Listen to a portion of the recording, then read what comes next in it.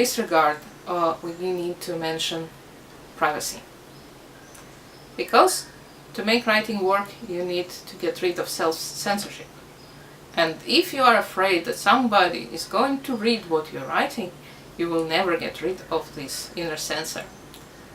So before starting to write, you need to think what you're going to do with your writing. Because you can burn it, put it down the drain, tear it in little pieces, put it through the shredder. The expressive part. You can keep just the reflexive part. If you know that you're about to write about something potentially damaging, you need to think what to do with the writing after. Especially, for example, if you're having a conflict-ridden relationship with your partner, and you need to think about the future of this relationship. You might not want the person to read what you have written. Or your children. Anyway, some people are very good at hiding their writing.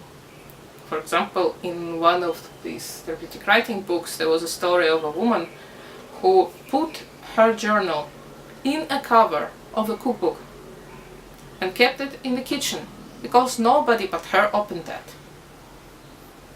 I know a person who kept very private writing inside of the algebra textbook because that looked so boring. Nobody would even think about looking in there. So whatever works.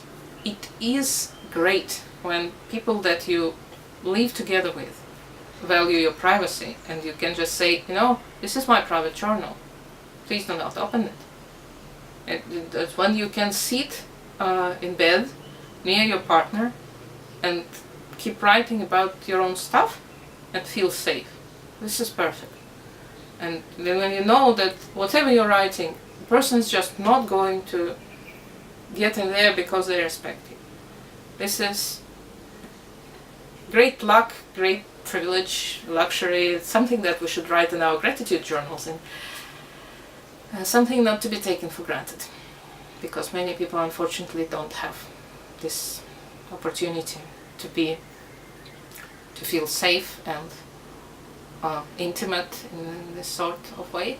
Because some people even have a community journal.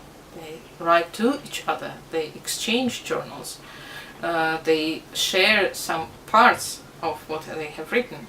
The community journal is a different genre of sorts, because it is like a protracted letter.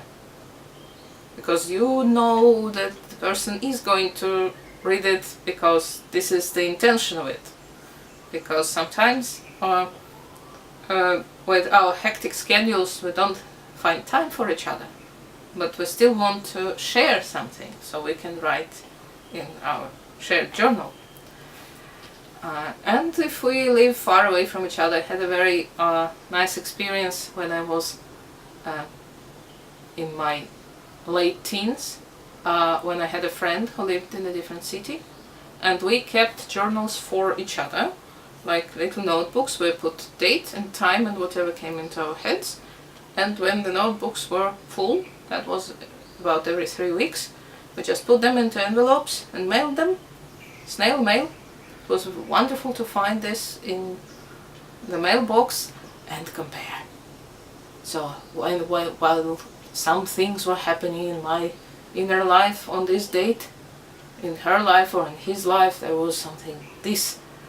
Were there any synchronicities? Were there any dialogue between the events of our life? Even we didn't know about that.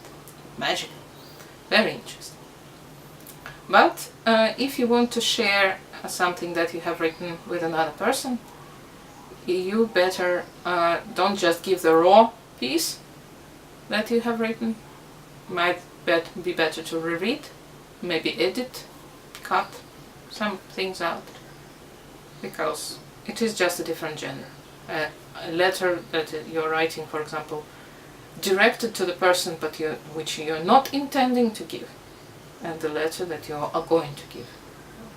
different positions, different genders. Better not to mix them.